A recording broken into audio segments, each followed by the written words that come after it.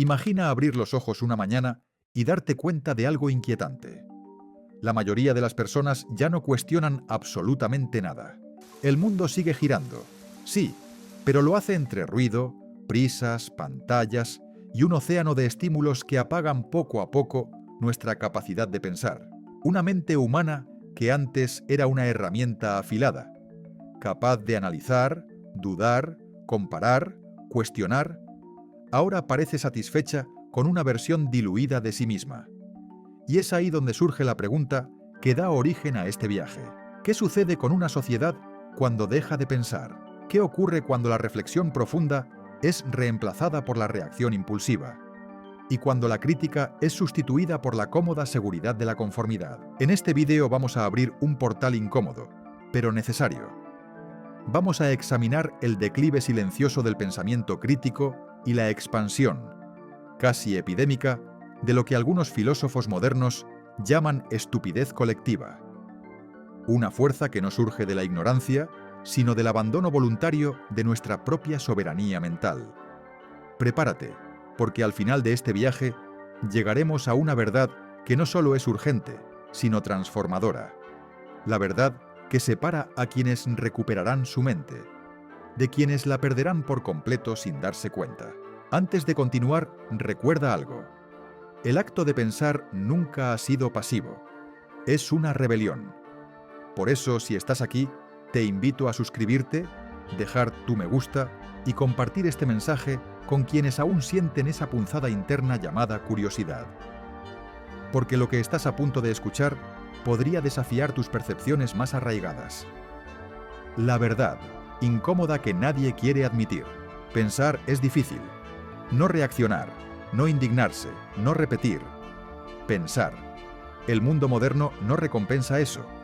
El entorno actual prefiere que actuemos rápido, que opinemos sin entender, que compartamos sin verificar. La velocidad ha sustituido a la profundidad. Y esta transición no es accidental. Estamos rodeados de sistemas, educativos, tecnológicos, mediáticos, diseñados para moldear nuestras mentes hacia la aceptación automática, no hacia la independencia. Noam Chomsky ya lo advirtió en su concepto de la fabricación del consentimiento.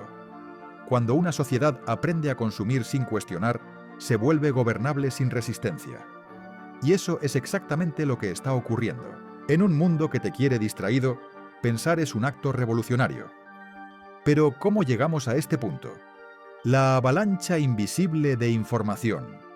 El neurocientífico Daniel Levitin demostró que hoy procesamos 5 veces más información que hace 30 años. 5 veces. El cerebro, saturado, se rinde. Empieza a tomar atajos. Depende del pensamiento grupal, de los sesgos, de la opinión masiva. En lugar de analizar, imita. En lugar de cuestionar, reacciona.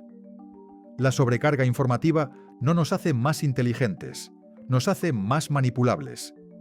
La prueba social, asumir que algo es verdad porque muchos lo creen, se ha convertido en la brújula intelectual de millones de personas. La opinión colectiva ha reemplazado a la evidencia, no porque la gente sea tonta, sino porque está agotada. La muerte lenta de la lectura profunda. La neurocientífica Mary Ann Wolf demostró que los medios digitales están reconfigurando el cerebro humano. Ya no leemos, escaneamos. Ya no reflexionamos, reaccionamos. Y aquí está la bomba. El pensamiento crítico requiere silencio interno, enfoque sostenido y reflexión. Justo lo que hoy casi nadie practica. Pregúntate, ¿cuándo fue la última vez que leíste algo largo sin mirar el teléfono? ¿Cuándo fue la última vez que dejaste que una idea te incomodara sin buscar distracción inmediata? Esas batallas pequeñas son las que definen la estructura de una mente. La cultura que castiga la duda. Vivimos en un mundo donde tener preguntas es más peligroso que tener respuestas equivocadas. Preguntar es subversivo. Carl Sagan dijo una vez que dependemos de la ciencia y la tecnología más que nunca. Mientras casi nadie entiende ciencia y tecnología. Su advertencia no era sobre ignorancia, sino sobre fragilidad. Una sociedad así es fácil de manipular. Y aquí es donde nace la pieza central de esta primera parte. La verdadera rebelión hoy no es hablar fuerte, es pensar profundo. El mecanismo de la homogeneización. Cada época tiene su forma particular de moldear a las personas. En el pasado era la religión, el honor, el linaje, la comunidad. Hoy es la viralidad, la opinión colectiva y la identidad digital. No hace falta fuego ni látigos. No hace falta censura explícita. Hoy la homogeneización se produce mediante algo mucho más suave y más eficaz: la sed insaciable de aprobación. El botón de me gusta se convirtió en un condicionamiento operante digno de laboratorio. Cada recompensa, cada aplauso virtual, cada acuerdo social confirma que pensar como el grupo es seguro y que pensar diferente es arriesgado. Experimenta con una opinión ligeramente divergente en redes sociales y verás la reacción: correcciones, burla, hostilidad, ataques pasivo-agresivos, y tu cerebro aprende. Aprende a callar, aprende a adaptarse, aprende a disolverse en la masa. El filósofo Kierkegaard lo advirtió en el siglo XIX. La multitud es la mentira, no porque la multitud sea malvada, sino porque disuelve la responsabilidad individual. Hoy más que nunca tenía razón. La ilusión de la originalidad. Tal vez creas que eres único porque consumes contenido distinto, porque tienes gustos especiales, porque no eres como los demás. Pero permíteme hacerte una pregunta sencilla. ¿Cuántas de tus opiniones nacieron realmente dentro de ti?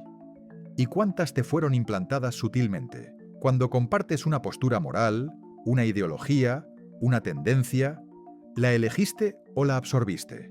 La mayoría de la gente confunde personalidad con programación. Y aquí aparece una de las ideas más inquietantes de Jung. Lo que no se hace consciente se manifiesta en tu vida como destino. Si no sabes quién insertó tus ideas, entonces tus ideas no son tuyas. Y si tus ideas no son tuyas, tampoco lo son tus decisiones. Y si tus decisiones no son tuyas, tu vida entera puede estar siendo vivida por una versión de ti que no existe. Aquí es donde muchos sienten el golpe. Porque no se trata solo de pensamiento crítico, se trata de identidad crítica. La pérdida de capacidad para sostener complejidad. Un rasgo esencial del pensamiento maduro es tolerar la contradicción, entender que una verdad puede contener matices, aceptar que un fenómeno puede tener múltiples causas. Pero hoy la complejidad es vista como amenaza. Las redes sociales nos han entrenado para pensar en buenos versus malos, correctos versus incorrectos, aliados versus enemigos. Esa estructura mental es perfecta para controlar poblaciones enteras, pero devastadora para el ser humano consciente. El pensamiento complejo es reemplazado por pensamiento tribal, y cuando el tribalismo crece, el individuo se extingue. El peligro de la velocidad. Nadie piensa profundamente a alta velocidad. Nadie analiza desde la prisa. Nadie cuestiona desde la urgencia constante. Y sin embargo, el mundo actual es una carrera diseñada para que no puedas detenerte. La economía necesita tu atención. Las plataformas necesitan tu tiempo. La publicidad necesita tu ansiedad. El pensamiento crítico es inviable cuando estás mentalmente exhausto. Aquí surge la frase central de esta segunda parte. Una mente cansada es una mente gobernada. Y esta es la parte más dolorosa. La fatiga mental no es un efecto colateral, es una estrategia estructural. El vacío existencial, como consecuencia. Cuando una persona deja de pensar por sí misma, algo profundo empieza a morir dentro. La vida pierde sentido. Las decisiones dejan de sentirse propias. El futuro se vuelve ajeno. Y aparece ese sentimiento que millones hoy confunden con depresión. La sensación de no tener identidad. No es tristeza, no es apatía, es ausencia de sí mismo. Lo que muere no es la motivación, es el yo. Este vacío, esta tierra de nadie psicológica, es el terreno perfecto para lo que viene en la parte 3, el nacimiento de la sombra colectiva y la influencia invisible del inconsciente en masas enteras. Pero antes quiero dejarte una frase para que la mastiques. El individuo que no piensa por sí mismo termina viviendo la vida que otros decidieron por él. Parte 3. La sombra colectiva. El monstruo que creamos sin saber. Hasta ahora hemos hablado del pensamiento crítico, del individuo y del nacimiento del rebaño moderno. Pero hay algo mucho más profundo, algo que opera debajo de todo eso, en un nivel que casi nadie se atreve a mirar. La sombra colectiva. Carl Jung la definió como la suma de todo lo que una sociedad reprime, niega o teme reconocer. Y así como cada persona tiene una sombra individual, esa parte incómoda de sí misma que esconde, también la tiene la humanidad entera. Lo inquietante es que cuando millones de personas dejan de pensar, sus sombras no desaparecen, se agrupan, se fusionan y crean un monstruo psicológico que influye en decisiones, tendencias, ideologías y comportamientos sin que nadie lo note. Ese monstruo es silencioso, pero poderoso, invisible, pero presente. No tiene rostro, pero controla las masas. ¿Qué es exactamente la sombra colectiva? Es todo aquello que una sociedad entera prefiere no enfrentar: su violencia, su ignorancia, sus contradicciones, su manipulación, su dependencia emocional, su miedo al conflicto, su incapacidad para tolerar la verdad. Cada vez que un individuo reprime una parte de sí mismo, contribuye a ese cuerpo oscuro común. Y cuando todos lo hacen al mismo tiempo, la sombra crece más que cualquier institución, gobierno o ideología. Esta frase sintetiza la idea central: lo que negamos individualmente, lo desarrollamos colectivamente. El efecto más peligroso, el contagio psíquico. En psicología social, existe un fenómeno conocido como contagio emocional. Pero Jung fue más allá. Habló de contagio psíquico, donde no solo se transmiten emociones, sino impulsos inconscientes. Cuando una sociedad entera evita pensar, las personas empiezan a reaccionar igual, indignarse por lo mismo, temer lo mismo, odiar lo mismo, defender creencias que no entienden, seguir causas que no comprenden, y lo hacen con una seguridad casi religiosa. Es como si una inteligencia oculta, una mente sin dueño, empezara a dirigir los comportamientos desde las sombras. Piensa en movimientos masivos que se vuelven irracionales, en opiniones populares que cambian de un día para otro, en oleadas repentinas de miedo o euforia colectiva. Eso no es pensamiento individual, es psicología de enjambre. El científico Gustave Le Bon lo resumió así: la multitud no piensa, la multitud siente. Y esa es la clave. Cuando se pierde el pensamiento crítico, la emoción gobierna. Y cuando gobierna la emoción, la sombra toma el control. ¿Por qué es tan atractiva la sombra? Porque ofrece algo que el pensamiento crítico no puede dar: simplicidad. La sombra colectiva te dice qué odiar, qué aplaudir, qué condenar, qué celebrar. Elimina matices. Promete pertenencia. Te asegura que estás del lado correcto sin necesidad de cuestionar. Es adictiva. Por eso tanta gente se aferra a identidades prefabricadas. Por eso tantos luchan guerras ideológicas que no entienden. Por eso tantos repiten consignas que jamás han analizado. No están defendiendo ideas, están protegiendo a su sombra. ¿Qué ocurre cuando la sombra se vuelve demasiado grande? Cuando la sombra colectiva crece más que la conciencia colectiva, ocurre lo que Jung llamó inflación psíquica. Y esto se manifiesta en movimientos fanáticos, polarización extrema, pánico moral, cancelación masiva, pensamiento binario, deshumanización del otro, pérdida total de autocrítica. Cuando una sociedad llega a este punto, ya no piensa, solo reacciona. Es como un organismo gigantesco que actúa sin cerebro, movido por miedo, orgullo y resentimiento acumulado. La historia está llena de ejemplos trágicos. Pero lo más inquietante no es el pasado. Es que estamos viendo los mismos patrones hoy, amplificados por redes sociales y alimentados por algoritmos que refuerzan el ruido sobre la razón. El individuo despierto como antídoto. Y aquí aparece el punto crucial. La sombra colectiva no puede desaparecer, pero sí puede equilibrarse. ¿Con qué? Con individuos conscientes, con personas que se atreven a mirarse a sí mismas, con quienes aceptan sus contradicciones y enfrentan sus miedos internos.